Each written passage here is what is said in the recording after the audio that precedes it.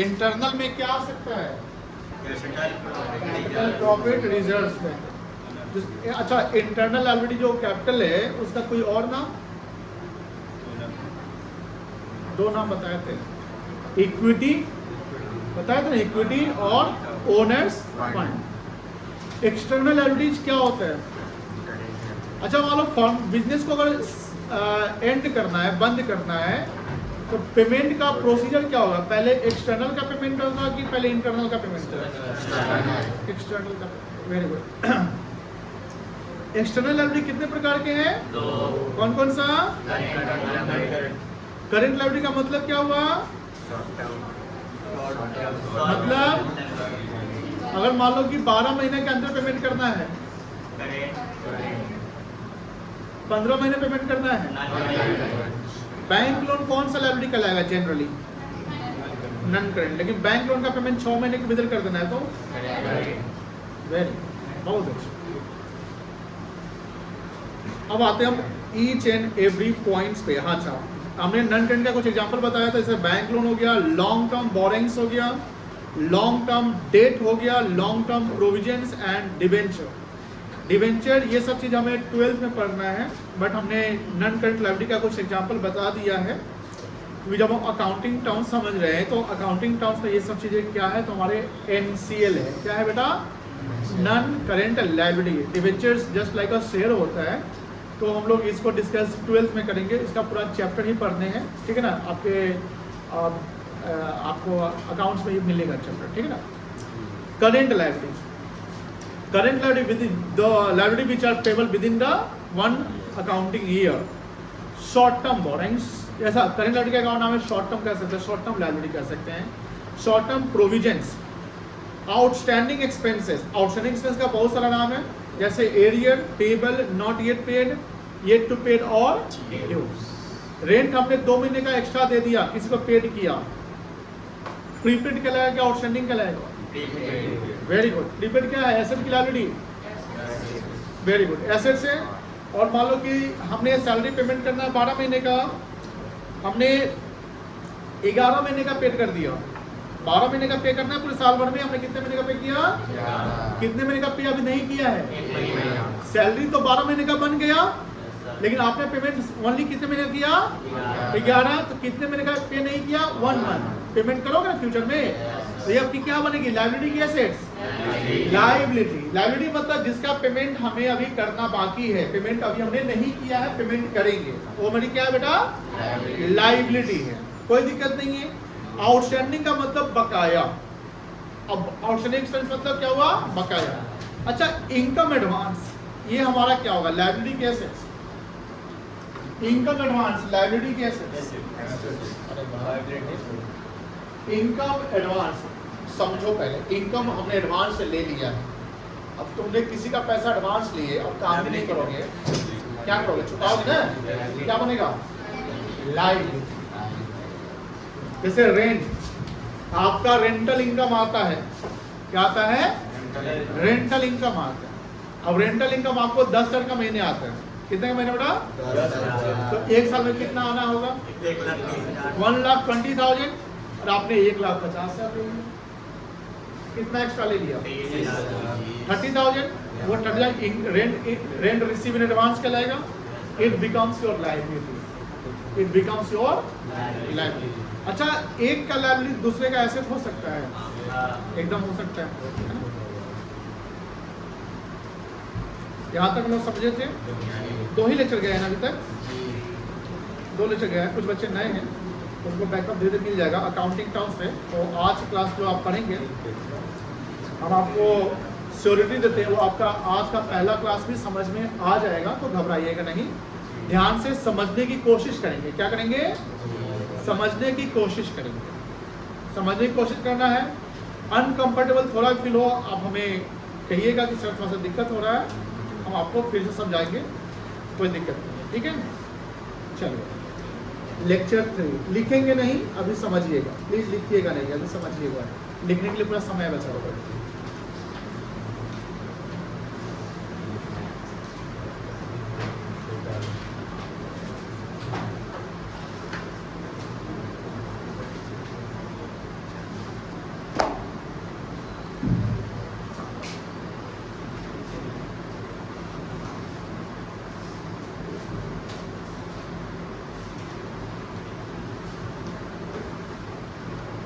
ये क्रेडिटर्स है। दो वर्ड थोड़ा सा अकाउंट्स में जनरली बच्चों को परेशान करता है इनिशियल स्टेज पे। Initial stage in the sense 11th के शुरुआती चैप्टर में या आगे जब आप जर्नल सीखोगे तो वहाँ दो शब्द आपको परेशान करेगा, एक क्रेडिटर्स और एक डेटर्स। क्या परेशान करेगा? क्रेडिटर्स और डेटर्स। तो उस परेशानी से बचने के लिए पहले हम उसको अंडरस्टैंड करते हैं। क्रेडिटर्स को हिंदी में बोलते हैं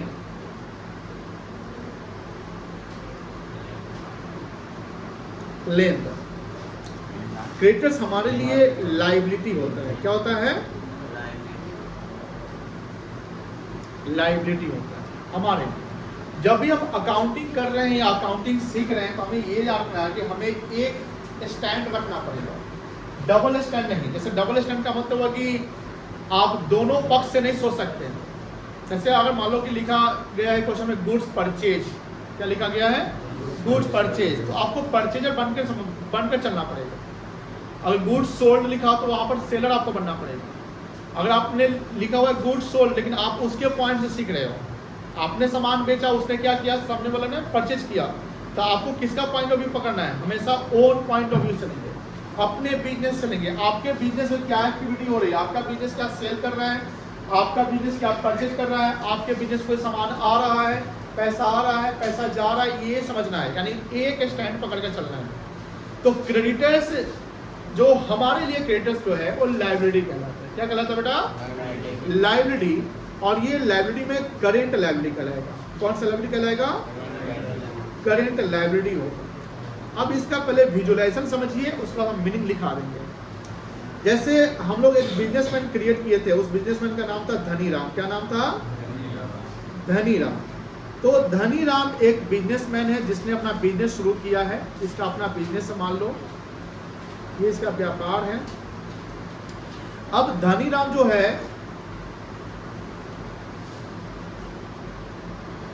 इसको रख दो, क्या रख दो? तेलीराम रख देते। तेलीराम।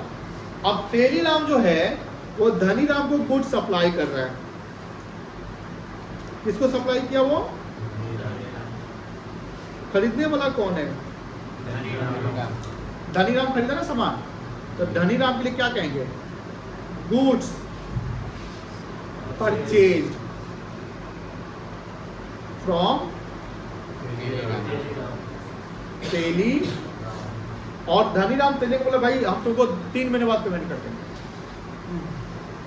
3 महीने बाद पेमेंट हम। तो गुड्स परचेज ऑन क्रेडिट। यहां क्रेडिट का मतलब कहलाएगा उधार। और वो खरीदा मान लो 10,000 रुपए का सामान। ठीक है, बताओ धनीराम की पेमेंट, धनीराम को फ्यूचर पेमेंट करना है। क्या धनीराम फ्यूचर में किसी को पेमेंट करेगा? किसको पेमेंट करेगा? कितना रुपया पेमेंट करेगा? 10,000। तो ये धनीराम के लिए, हम धनीराम हैं, हम लोग क्या है? हम लोग धनीराम बन गए। तो धनीराम के लिए ये 10,000 क्या है? एसेट्स है कि लायबिलिटी है? लायबिलिटी है। तो क्रेडिट। अब यहाँ लायबिलिटी का मतलब क्या हुआ कि जहां पेमेंट करेंगे फ्यूचर में, तो यहाँ जो पेमेंट धनीराम को करेगा वो तेलीराम को, तो तेलीराम लायबिलिटी है, इस तेलीराम को बोलेंगे क्रेडिटर। ये पैसा लेने वाला होगा। पैसा क्या होगा? ये लेने वाला तेलीराम। तो हम ये कह सकते हैं क्रेडिटर मीन्स द पर्सन। इसका 2 लैंग्वेज बनेगा। पहला लैंग्वेज बनेगा creditors means the person from whom goods are purchase on credit. As a Dhaniram हम क्या बोलेंगे? Creditors means the person from whom. From whom मतलब जिससे गुड्स सामान आर परचेज्ड, परचेज मतलब खरीदना, ऑन क्रेडिट। अगर हम कैश में खरीद ले तो वहां पर लायबिलिटी नहीं बनेगा। मान लो कि हमने 10,000 का नगद सामान खरीद लिया तो लायबिलिटी कहां से बनेगा? लायबिलिटी कब बनेगा? जब आप पेमेंट करोगे फ्यूचर में। तो अब एक लैंग्वेज बना कि the person from whom goods are purchase on credit called creditor. Sir दूसरा language, the person who sold goods on credit. The person who sold goods on credit is called creditor. मुझे बताओ धनीराम और तेलीराम में cell कौन कर रहा है? तेलीराम। अब इसका लैंग्वेज है the person is the Teliram, sold goods, sold और क्रेडिट, तो तेलीराम इज क्रेडिटर। अब दूसरा, the person from whom the goods are purchased on credit, मैंने ये भी लैंग्वेज बोला था ना। अब धनीराम और तेलीराम में परचेजर कौन है? धनीराम और तेलीराम में परचेजर, खरीदने वाला कौन है? अब धनीराम के लैंग्वेज में क्या बनेगा? The person from whom goods are purchase on credit, तो वो पर्सन जिससे हमने गुड्स उधार में खरीदा वो कहलाएगा क्रेडिटर। और इसी का दूसरा लैंग्वेज बनेगा जिसने सामान उधार बेचा वो भी क्या कहलाएगा? क्रेडिटर। कोई दिक्कत नहीं है, लैंग्वेज समझ गए, ये फ्लो चार्ट समझ गए। Meaning of creditor, the person, देखिए ध्यान से, जब मैं यहाँ पर्सन वर्ड लिखूं ना, ये भी बड़ा इंपॉर्टेंट है। पर्सन में नेचुरल पर्सन जो हम लोग हैं ना, धनीराम, तेलीराम, मुंगेरी लाल जो भी है, वो सब क्या है? Natural person. बट पर्सन में सिर्फ नेचुरल पर्सन नहीं आएगा, पर्सन में एक और पर्सन आता है, हम लोग डिस्कस करेंगे आगे, वो है आर्टिफिशियल पर्सन। जैसे मान लो कि हम किसी कंपनी से भी तो सामान खरीद सकते हैं। अब कोई कंपनी तो नेचुरल पर्सन तो नहीं हो सकता है, बोलो हो सकता है। मान लो कि हम बजाज से फाइनेंस करवा लिए, होता ना कि कोई ईएमआई पे सामान खरीदता है, तो ईएमआई में जो सामान खरीदते हैं तो कंपनी ना वहाँ पर सामान बेचती है आपको, या सब फाइनेंस करती है, जैसे बजाज हो गया, कोई भी आईसीआईसीआई हुआ, कोई भी हो गया, तो वहाँ तो कोई नेचुरल पर्सन तो था नहीं, वहाँ तो कोई कंपनी या ऑर्गेनाइजेशन है जिससे हम सामान खरीद रहे हैं। तो यहाँ पर्सन में कोई भी ऑर्गेनाइजेशन, कोई भी एंटिटी, कोई भी नेचुरल पर्सन आ सकता है जिसका इंटेंशन बिजनेस करना हो। समझ गए? तो क्या लिखेंगे? द पर्सन, बोलो लैंग्वेज बताओ, from home, very good.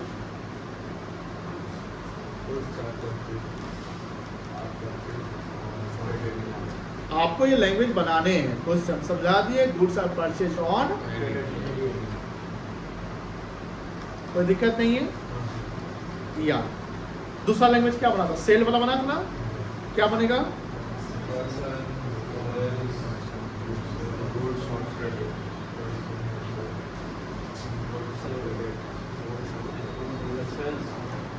Sold goods on, ठीक है, लिखे ना। The person who sold goods on credit is called creditor. Sold past में हो गया, पास्ट में जैसे क्रेडिटर कब बनेगा? जब वो सेल कर दिया। सेल्स भी लिख सकते हैं, एप्रोप्रिएट सोल्ड यूज होगा, ठीक है। It's called creditor. जैसे हमने यहाँ परचेज वर्ड लगाया, यहाँ सोल्ड लगाया, तो ये पास्ट बन गया। When you become creditor, when you execute the act, execute मतलब जो काम आप कर दोगे तो क्रेडिटर कहलाओगे। मान लो कि हम सेल करने जा रहे हैं, तो सेल करने जा रहे हैं तो अभी हम क्रेडिटर नहीं बने जब तक हम ट्रांजेक्शन डन ना करते। मेरी बात समझ आई ना? That's why we use the word past, purchased और sold, कोई दिक्कत नहीं है। तो ये कौन क्या कहलाएगा? क्रेडिटर कहलाएगा। क्रेडिटर समझ गए?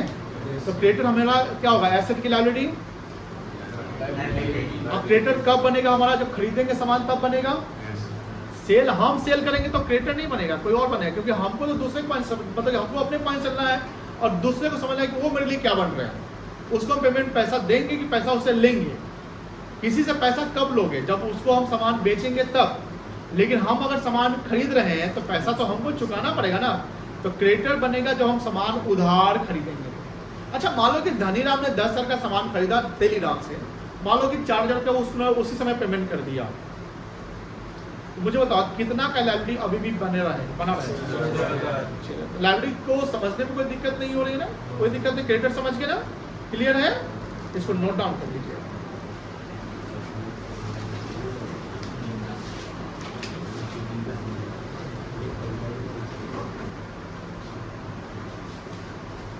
चलो, क्रेडिटर समझ गए, कोई दिक्कत नहीं है। क्रेडिटर समझ गए, कोई दिक्कत नहीं है। अब सेकेंड टर्म से आपका डेटर।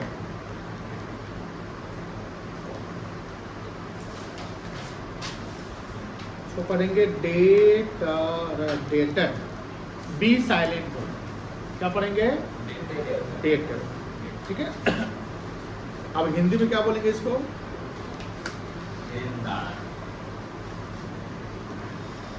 देनदार।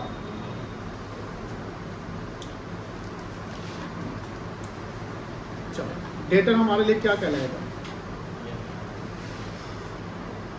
एसेट्स। क्या कहलाएगा? कौन सा एसेट्स?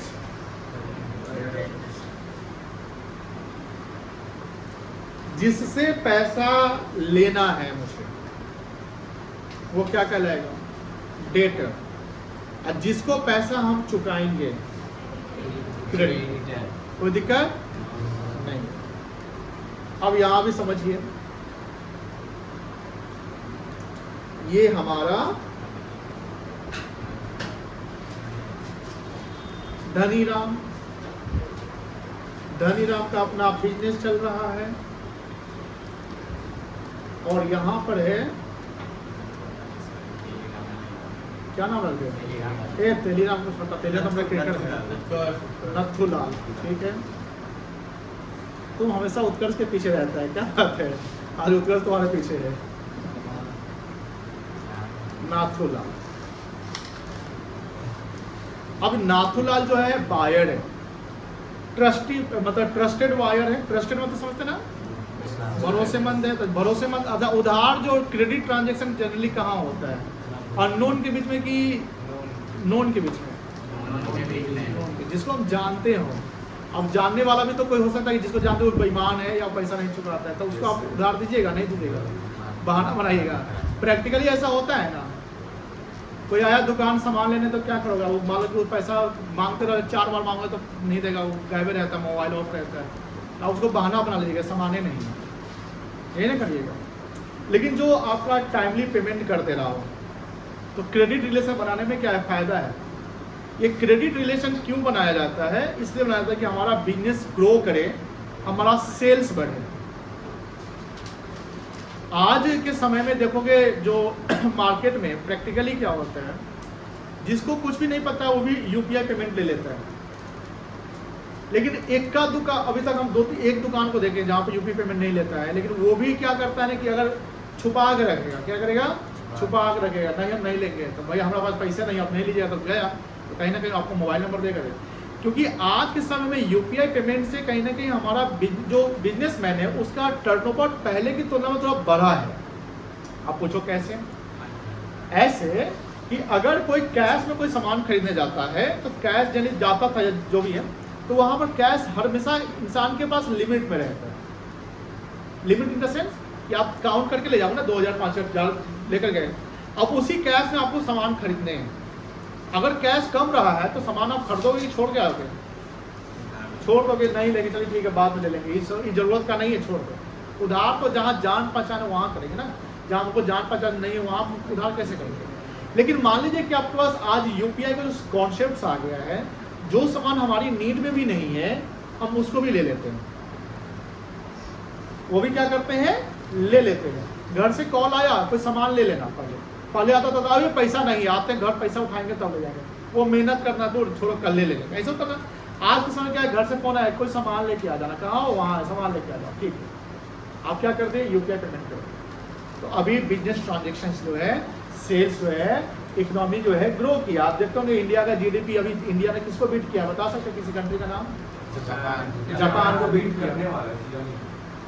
देखो 2-3 दिन के लिए किया था, देखो 1 बिलियन का अंतर है, 2 बिलियन का, ठीक है ना।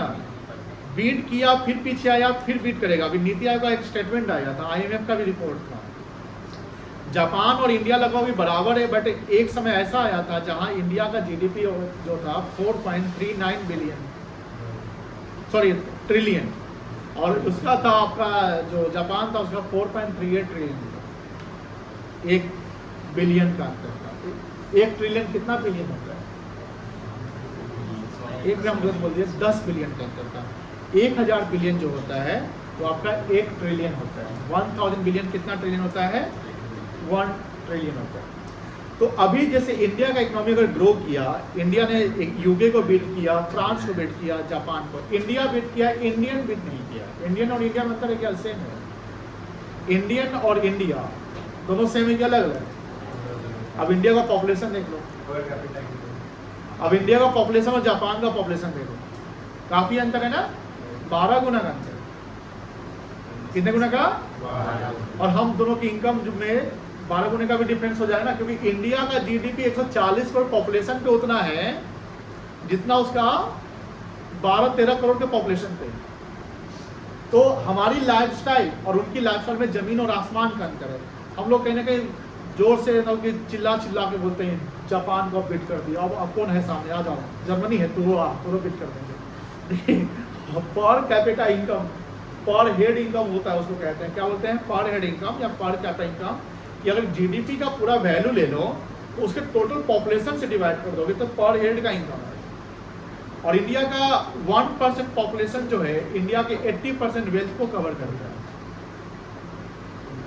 इंडिया का 1% जो पॉपुलेशन है इंडिया के 80% वेल्थ को कवर करता है। मतलब कि 20% जो वेल्थ इंडिया का आ रहा है उसमें 99% पॉपुलेशन आ रहा है। तो कहीं ना कहीं डाइवर्सिफिकेशन है, कहने की गरीबी अमीरी में ज़्यादा डिफरेंसेस है। जैसे मुंबई में देखोगे एक आपका धारावी है, आपका इस्लाम एरिया, सुनते होंगे आप लोग नाम, एक आपका मुंबई का आपका तो पौष इलाका है, दोनों में अंतर है। छोड़िए, ट्रांजेक्शन को बढ़ाने के लिए, सेल्स को बढ़ाने के लिए कहीं ना कहीं हमें क्रेडिट रिलेशन मेंटेन करना पड़ेगा। और क्रेडिट रिलेशन मेंटेन करने के लिए जान पहचान होना जरूरी है। या नाथूलाल धनीराम से अच्छा रिलेशन बना रखा है, टाइमली पेमेंट करता है, तो धनीराम उधार बेच सकता है, उसको कोई दिक्कत नहीं है। लेकिन हाँ ये ध्यान रखिएगा, उधार बेचने में थोड़ा रिस्क रहता है ना। रिस्क किस चीज का रिस्क रहता है?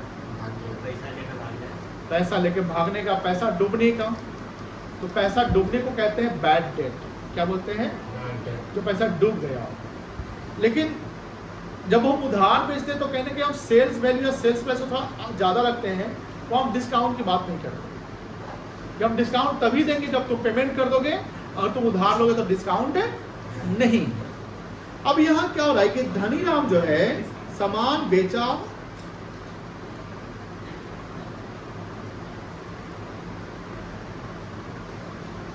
Sold goods to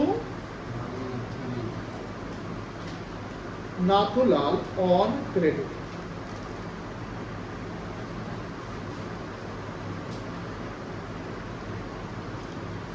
$15,000। बताइए पैसा कौन मांगेगा? पैसा किसको लेना है फ्यूचर में? धनीराम को। पैसा किसको लेना है फ्यूचर में? Very good. तो धनीराम के लिए क्या कहलाएगा? एसेट की लायबिलिटी? एसेट्स कहलाएगा। धनीराम किससे मांगेगा? नाथूलाल एसेट्स हो गया। कितना के लिए एसेट्स हो गया? 15,000। नाथूलाल एसेट 15,000 के लिए, पूरा के नहीं कि नाथूलाल को कब बेच देंगे, नाथूलाल में ले उसका किडनी खून सब बेचबाजी कर दो। Nathulal is the asset for rupees only 15,000। अब नाथूलाल धनीराम से सिर्फ खरीदा उधार ऐसा नहीं हो सकता है। हो सकता है मुंगेरी लाल से भी खरीद के रखे हुआ सामान हो, तो मुंगेरी लाल से हमको नाथूलाल बेटर है एसेट्स है। धनीराम बोलेगा नाथूलाल तो मेरा भी एसेट्स है। भाई जितने का एसेट है मनी वैल्यू, एसेट्स में क्या पकड़ना है आपको? Money value. अकाउंट्स में ना, अकाउंट्स का मतलब क्या हुआ? Where is money involve. Account मतलब क्या हुआ? Where is money there is accounting, ये ना होता है। तो मनी इन्वॉल्व। कोई नेचुरल पर्सन अगर है तो नेचुरल पर्सन डेटा है, तो उसमें कितना मनी वैल्यू है उसको पकड़ना है आपको। समझ गए ना? अच्छा ये बताओ, एक हम आपसे सवाल पूछते हैं, लॉजिकली आप जवाब दो तो सही, नहीं दो तो सही, कोई दिक्कत नहीं है, क्योंकि हमने वो बताया नहीं है, लेकिन हो सकता है कि आप में से कोई जवाब दे दे। अगर मान लो कि नाथूलाल दिवालिया हो जाए, क्या हो जाए? दिवालिया और मरना अंतर होता है। मरेगा तो उसके बेटा से लेंगे। नाथूलाल दिवालिया हो जाए। दिवालिया समझते हैं? दिवालिया मतलब कि जैसे आप एक फिल्म देखे होंगे शिवाजी द बॉस रजनीकांत, देखिए, बैंकरप्ट हो जाना मतलब कंगाल होना, मतलब कि अब कुछ नहीं है, खाली पॉकेट हो गया, घड़ी उड़ी कुछ नहीं है, चश्मा खाली रहेगा जो देख सकते हो, और हवाई चप्पल, जूता महंगा नहीं।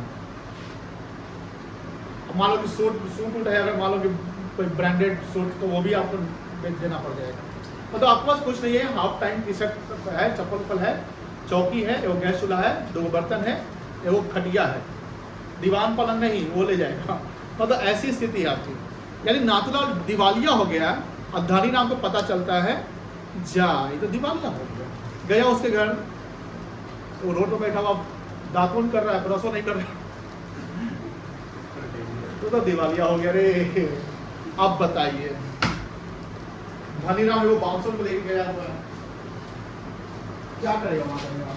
कूट देगा, पीट देगा, मार इसको, चल इसको कर मारते हैं, नौकर को मैं करना, चल मेरे घर 15,000 है, 1 महीना काम करेगा।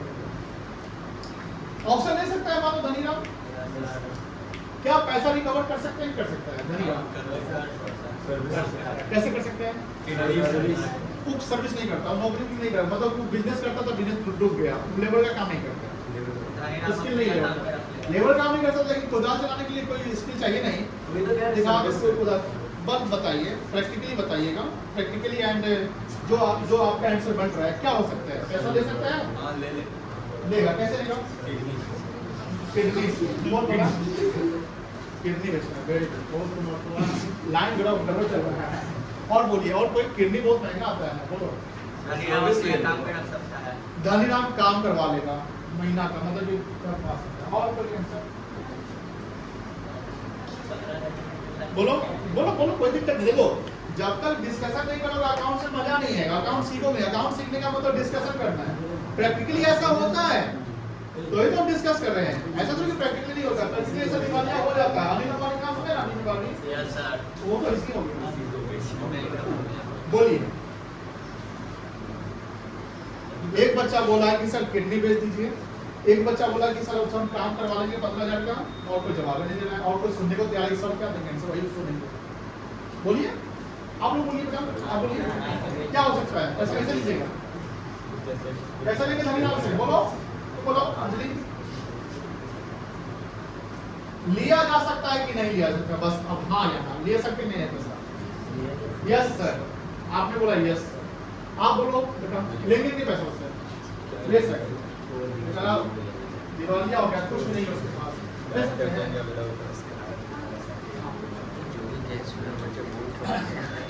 कोई नहीं बोल रहा है कि नहीं ले सकते, हाँ?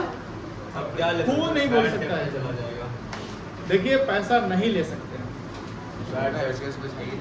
अब हम जवाब देंगे सबका, एक एक बच्चे का जवाब देंगे। आप लोगों ने रीजन नहीं बताया, आपने बोला किडनी बेच सकते हैं, ये तो इलीगल एक्ट है, आप चले जाइएगा जेल। कहाँ जाइएगा? जेल। आप बोले काम करवा सकते हैं, आप भी बोले काम करवा सकते हैं, ये भी एक इलीगल एक्ट है। आप कहने के उससे मजदूरी करवा रहे हैं जो लॉ अलाउ नहीं करता। मैं आपको लीगली बोलता हूँ। प्रैक्टिकली कैसा होता है सर? ग्राउंड रियलिटी बताइए ना क्या होगा। ग्राउंड दूध खबर मारिए ना उसको, गाली दीजिए, यही कहिएगा। गाँव में कोई सूद का जो पैसा लगाता है और पैसा नहीं देता क्या होता है? मारता है, 2 गाली देता है, बोलता है कि हम काम कर रहा है। यही होता है, प्रैक्टिकली यही होता है। जो आपने जवाब दिया कि सर किडनी का जवाब एकदम गलती था कि काम करवा लेंगे, वो प्रैक्टिकली होता है। But by law on paper की जब बात करेंगे तो पेपर बोलता है you can't recover a penny money, मतलब कुछ भी नहीं रिकवर कर सकते, because he is already bankrupt, he is already insolvent. Insolvent का मतलब the person who are unable to pay the money, बेचारा दिवालिया हो गया, सिर्फ काम भी नहीं करवा सकते। सर उसका 15,000 का नुकसान गया। यहाँ तो बिजनेस में एक इसेंशियल एलिमेंट होता है, वो रिस्क है। बिजनेस में एक इसेंशियल एलिमेंट क्या है? रिस्क नहीं लेने आता है, बिजनेस मत करिए। और अगर रिस्क नहीं लेना है, बिजनेस भी करना है, रिस्क नहीं लेना है, तो उधार मत बेचिए। उधार जैसे ही बेच दिया आपने, समझ लो कि रिस्क लेकर चला, रिस्क फैक्टर आप लेकर चल रहे हैं। रिस्क मतलब कि उधार का पैसा का जब तक आएगा नहीं तब तक तो रिस्क में है ना पैसा। ध्यान रखिएगा। तो धनीराम जो है नाथूलाल से पैसा नहीं रिकवर कर सकता है। जब नाथूलाल क्या हो जाए, इंसॉल्वेंट हो जाए, आप उससे लेबर वाला काम नहीं करवा सकते हैं। अच्छा, एक और इसमें भी और हम आपको ट्विस्ट डाल देते हैं। सपोज कि नाथूलाल की पत्नी है, नाथूलाल की क्या है? पत्नी। वो जॉब करती है। क्या करती है? जॉब। वो जॉब करके अपना बैंक बैलेंस 5 लाख बनाई हुई है। ठीक है। नाथूलाल का बैंक बैलेंस क्या है? माइनस। तो उसने जो बिजनेस किया वो नहीं चला, डूब गया। अब धनीराम बोलेगा आहा के पति जब खरीद दिन पैसा लाओ, मान ले ऐसे बोलता है। नाथूलाल की पत्नी से पैसा मांगने गया, नाथूलाल की पत्नी बोलती है हाँ नहीं देंगे, हमारे का हमारे पैसा जो लिया था उसे समझ। अब बताइए क्या नाथूलाल की पत्नी से लिया उसका पैसा? है पैसा पत्नी है तो है क्या नहीं? सब सही जवाब दिए हैं। नाथूलाल की पत्नी से आप रिकवर नहीं कर सकते हैं। इवन तो नाथूलाल का भाई पापा मम्मी जो भी है उनका अपना बैलेंस उनका पैसा है तो रिकवर नहीं कर सकते। बिजनेस रिलेशन में जिसने सामान खरीदा है आपको पैसा उसी से लेना है, उसके प्रॉपर्टी से लेना है, और उसका प्रॉपर्टी जीरो है, बैंक बैलेंस जीरो है, तो आप उसके परिवार के मेंबर से नहीं ले सकते। अब इसमें एक और ट्विस्ट डाल देते हैं। मान लेते सर कि नाथूलाल ने एनिवर्सरी में अपनी पत्नी को एक कंगन गिफ्ट किया सोने का, या 50 रुपया कैश अकाउंट में डाल दिया अपने आप को बचाने के लिए। ऐसा हो सकता है ना? कोई दिमाग तो लगा सकता है कि सोचते हैं ना कि हम सारा पैसा पत्नी के अकाउंट में ट्रांसफर करते हैं, हम अपने आप को दिवालिया घोषित कर देते हैं कि हमारे पैसे नहीं।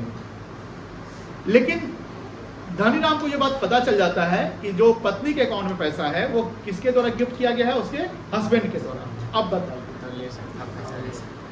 आप ले सकते हैं? ले सकते हैं, एकदम ले सकते हैं, क्योंकि पत्नी को दिया गया पैसा उसके हस्बैंड का ही है, तो वहां पर आप रिकवर कर सकते हैं। ये सारा जो चीज हम डिस्कस किए हैं सारा आपको जीवन में पढ़ाई में सब मिलने वाला है। दिवालिया तो आपको तुरंत मिल जाएगा, ये सब समझिए। तो धनीराम जो है नाथूलाल से जो पैसा फ्यूचर में रिकवर करेगा, तो नाथूलाल जो बन जाएगा यहाँ पर डेटर। क्या बनेगा बेटा? डेटर। और डेटर हमारे लिए क्या है? एसेट्स। तो डेटर का लैंग्वेज जो क्रेडिटर का लैंग्वेज बना था ना, वही डेटर का लैंग्वेज बनेगा। थोड़ा सा बता सकते हो? देखो यहाँ क्रेडिटर में क्या लिखा था? The person from whom goods are purchase on credit. जिससे हम सामान उधार में खरीदते हैं उसको क्या बोलते हैं? क्रेडिटर बोलते हैं ना। अब डेटर में क्या लिखोगे? The person to home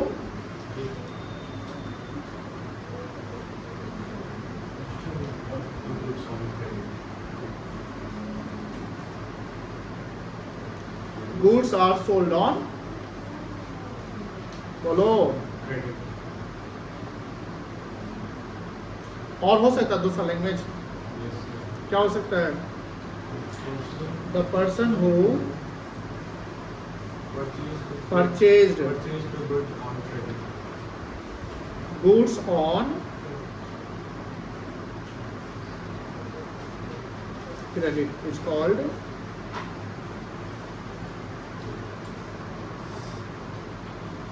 debtor.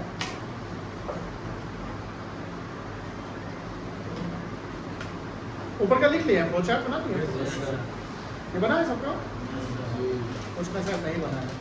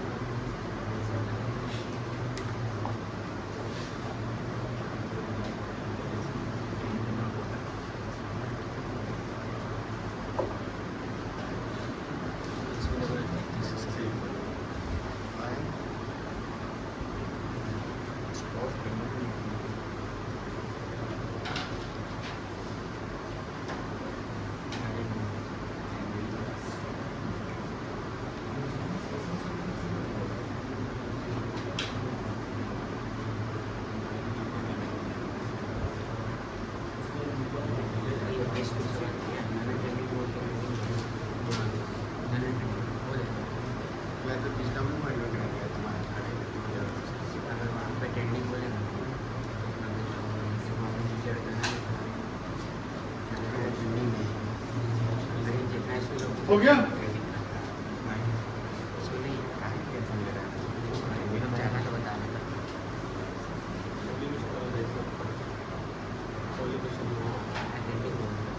वो हो गया सेवन बात हो गया। HMS में HMS में ये शायद और कोई है।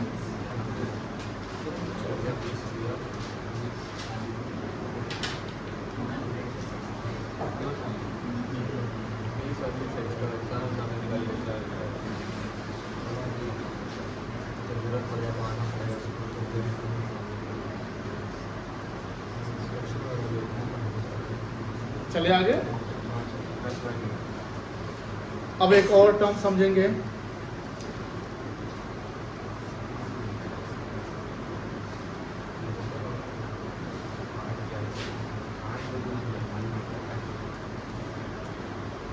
ये बैंक ओवरड्राफ्ट।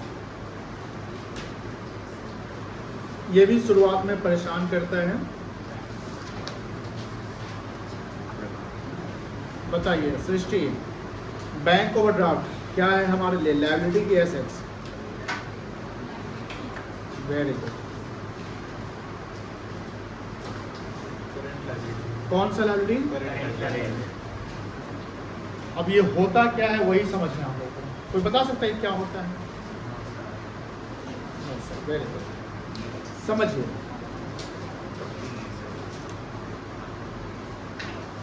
ये कौन है? धनीराम का क्या है?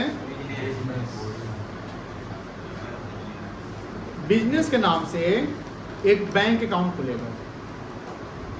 बिजनेस और प्रोप्राइटर दोनों सेम है कि अलग अलग है? अकाउंटिंग कौन सा कॉन्सेप्ट कहता है?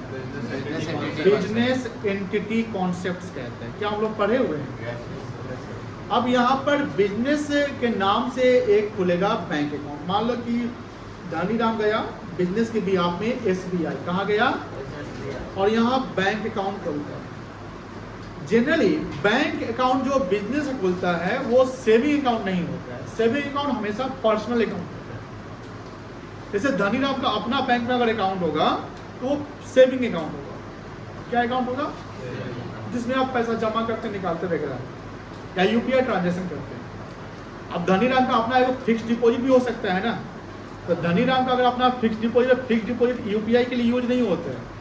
UPI का जो हम ट्रांजेक्शन हम लोग करते हैं पर्सनल अकाउंट वाला से, वो सेविंग अकाउंट से करते हैं। किस अकाउंट से करते हैं? सेविंग अकाउंट से। बैंक में सेविंग अकाउंट ही नहीं होता है, और भी अकाउंट होता है जिसमें FD अकाउंट होता है, एक होता है रिकरिंग डिपॉजिट्स। ये सब हम लोग को BSc में पढ़ना है।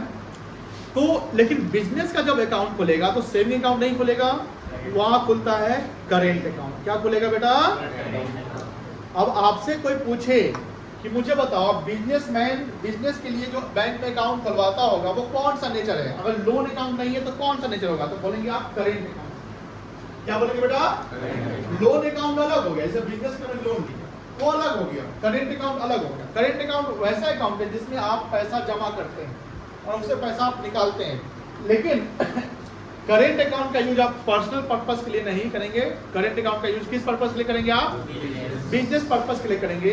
और करेंट अकाउंट से न्यूमरस ट्रांजैक्शन कर सकते हैं। न्यूमरस मतलब जितना मन करे आप अकाउंट में ट्रांजैक्शन कर सकते हैं। मान लो कि डेली हमको 150-200 ट्रांजैक्शन करना है, ऐसा हो सकता है कि नहीं हो सकता है? हो सकता है, उससे ज़्यादा ही हो सकता है। तो आप कर सकते हैं बिना किसी चार्ज के। सेविंग में इतना करेंगे तो बस तब क्वेश्चन हो जाएगा। सेविंग अकाउंट में अगर इतना ट्रांजैक्शन होता है तो आप पे क्या आ जाएगा? क्वेश्चन, लिमिट लग जाएगा, चार्ज लग जाएंगे। और 10 लाख से अगर अधिक का ट्रांजैक्शन कैश अगर सेविंग में करते हैं तो इनकम टैक्स का नोटिस आएगा। किसका नोटिस आएगा? आने दो, क्या दिक्कत, घबराना नहीं, आने दो, आ जाएगा आ जाएगा। आप ITR फाइल करते रहिए, किस चीज़ का पैसा है बता दीजिए। ब्लैक मनी नहीं होना चाहिए। अभी वो न्यूज आया ना, कहीं का इंजीनियर पकड़ाया तो उसे घर में नीचे से पुलिस पहुंच रहा है, ऊपर से सीढ़ी से क्या कर रहा है, ऊपर खिड़की में है 500 गड्डी सब है, बाहर फेंक रहा है। वीडियो भी आया था उसका, आप लोग देखे होंगे कहीं, कोई देखा है? तो हम भी झूठ बोल रहे हैं क्या? कोई नहीं देखा? आज आप देखें ना ऐसा। बताइए 500 गड्डी का गड्डी बिक रहा है, यहाँ पर देखो गड्डी देखने को नहीं मिलता है। चलिए छोड़िए, यहाँ बात होती है कि बिजनेस का क्या खुलता है? करेंट अकाउंट, न्यूमरस ट्रांजैक्शंस, कोई लिमिट नहीं है, कर सकते हैं। लेकिन हाँ, बिजनेस का जैसे धनीराम का बैंक के साथ अच्छा व्यवहार है। सर अच्छा व्यवहार कैसे हो सकता है? अच्छा से बात करने से कि ट्रांजैक्शन अच्छे से करने से? बैंक बोलता है ट्रांजैक्शन अच्छा से करो, व्यवहार बनता रहेगा, है कि नहीं है? जहाँ बिजनेस है वहां पर मनी इन्वॉल्व है, मनी टाइमली आते रहे जाते रहे, रिलेशन अच्छा रहेगा। अब मान लीजिए आप प्यार से हमसे बात कर रहे हैं और बैंक वाला बोल रहा है पैसा जमा करो, पैसा जमा करो, आप बोलते हैं कल परसों करते हैं, तो व्यवहार खराब हो जाएगा। पोलाइटनेस तो जरूरी है। जैसे कस्टमर आपके पास आता है तो दो चीज याद रखें, पोलाइटनेस समझते ना, विनम्रता, और हाँ प्राइस रीजनेबल अफोर्डेबल, उसको महंगा ना लगे। ये बिजनेस पॉलिसी आप यही पढ़ रहे हैं, आप बोलोगे सर हमारा तो बिजनेस करना ही नहीं, आप तो नौकरी नहीं कर रहे हैं। मान लो कि आप सीए बन गए, आप किसी के ऑडिटर बनते हैं, तो वहाँ एडवाइस हो दे सकते हो ना अपने क्लाइंट को कि देखिए आपके बिजनेस को सेल्स बढ़ाना है, कुछ करना है, तो आप ऐसे कर सकते हो। यहाँ करेंट अकाउंट में अगर आपका रिलेशन अच्छा रहता है तो बैंक आपसे खुश हो जाता है। क्या होता है? खुश होता है। और बैंक आपको एक ओडी फैसिलिटी देता है। OD, O for over, D for draft, overdraft facility. ये सर होता क्या है बताइए? ओवरड्राफ्ट जो वर्ड है ओवरड्रोन वर्ड से बना। ओवर मतलब कि एक्सेस, ओवर मतलब क्या होता है? ऊपर ज्यादा, और ड्रोन मतलब निकालना। मतलब कि जो आपका बैंक में बैलेंस है, करेंट अकाउंट में जो बैलेंस है, बैंक बोलता है कि अगर आपको लगे कि हमको उससे ज्यादा पैसा चाहिए और आपको इमरजेंसी में पेमेंट करना है किसी क्रेडिटर को, तो आप एक्स्ट्रा पैसा निकाल सकते हैं। जैसे मान लेते हैं कि धनीराम का बैंक में जो बैलेंस है कैश एट बैंक, वो मान लो 1,40,000 रुपया है, और अर्जेंट बेसिस पे हमें सप्लायर को 2 लाख रुपया पेमेंट करना है। 2 लाख का वो चेक मांग रहा है हमसे। बिजनेस में कैश का लेन देन 10,000 या उससे कम का होता है। 10,000 से ऊपर का कैश में लेन देन आप नहीं कर सकते। अगर करते हैं तो इनकम टैक्स में आपका वहाँ पर वो खर्चा डिसअलाउ कर दिया जाता है। डिसअलाउ का मतलब वो नहीं माना जाएगा, उस पर आपको टैक्स देना पड़ जाएगा, मतलब डबल चार्ज हो जाएगा। ये ट्रांसपेरेंसी को मेंटेन करने के लिए किया जाता है, क्योंकि अगर आप कैश में लेन देन करते हैं तो गवर्नमेंट को इसका पता नहीं चलेगा और यहाँ फ्रॉड इन्वॉल्व हो जाता है, जिससे कहीं ना कहीं टैक्स की चोरी होती है। तो टैक्स की चोरी को बचाने के लिए सरकार ने बोला है, पहले 20,000 का लिमिट था, अब लिमिट को 20,000 से कर दिया गया है 10,000 का। 10,000 से नीचे का कैश में ट्रांजेक्शन है तो आपको बैंक टू बैंक ट्रांसफर करने पड़ेंगे। समझ रहे हैं बात को? तो यहाँ पर कैश एट बैंक धनीराम का कितना है बैंक में, लेकिन वो क्या करता है,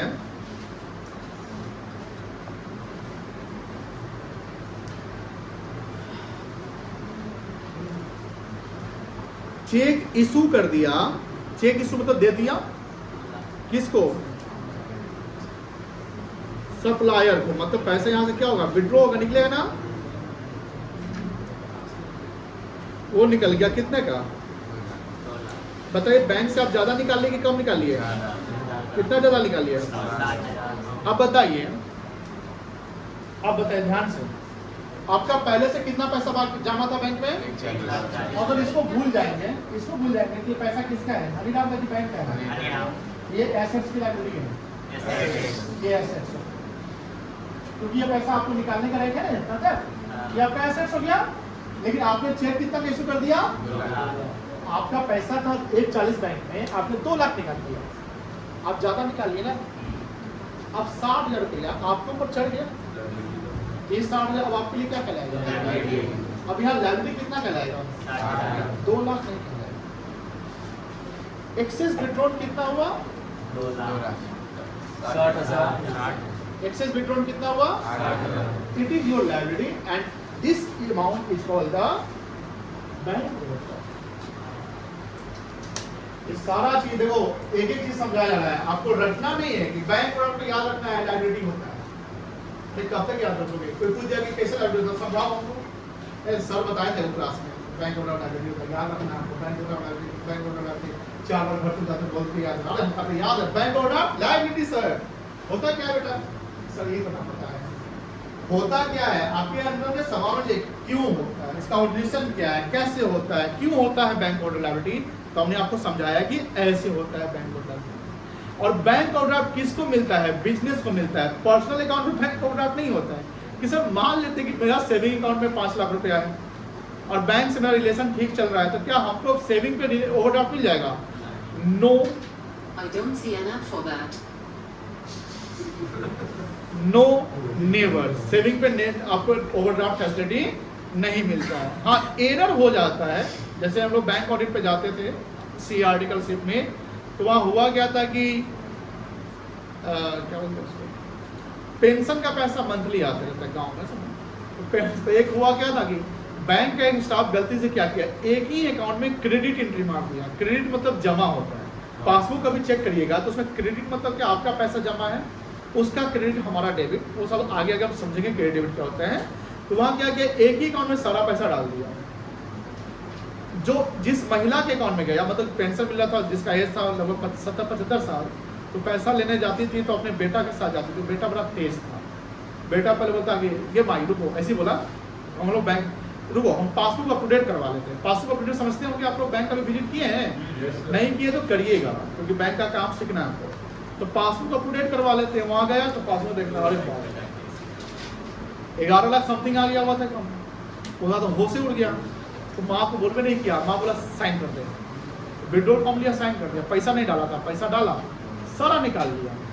तो जो दे रहा था उसको डाउट हुआ, बोला कि यार कहाँ से आ गया है, अरे बहन के शादी हो, पैसा लगे ना, तो निकलवा लिया। 2 दिन बाद क्या हुआ, इंक्वायरी बैठता है, पता चलता है उसे घर से सारा रिकवर किया गया। तो 11 लाख तो नहीं मिला, 9 लाख 2 लाख का खर्चा कर दिया था। उसको पकड़ा गया, थाना लाया गया, फिर जैसे तैसे 1 महीना के भीतर पैसा वो दे दिया। ये याद रखिएगा, सेविंग में बैंक ओवरड्राफ्ट फैसिलिटी नहीं है। तो बैंक ओवरड्राफ्ट फैसिलिटी कहाँ पे है, करेंट में। बैंक ओवरड्राफ्ट का मतलब क्या हुआ कि जब हम बैंक से पैसा एक्सेस विड्रॉ कर लेते हैं तो उसको हम बैंक ओवरड्राफ्ट कहते हैं। और बैंक ओवरड्राफ्ट करेंट अकाउंट में मिलता है जो बिजनेसमैन को होता है, कोई दिक्कत नहीं है। चलिए बैंक ओवरड्राफ्ट का मतलब निकलिए।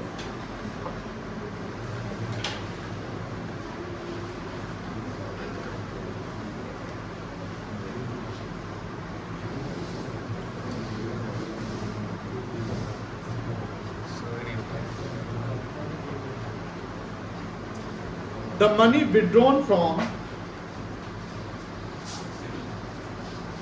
bank over and above of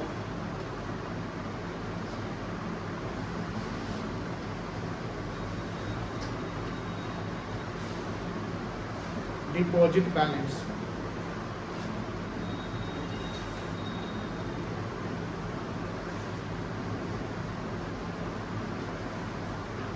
ऊपर का लिख लिया ना,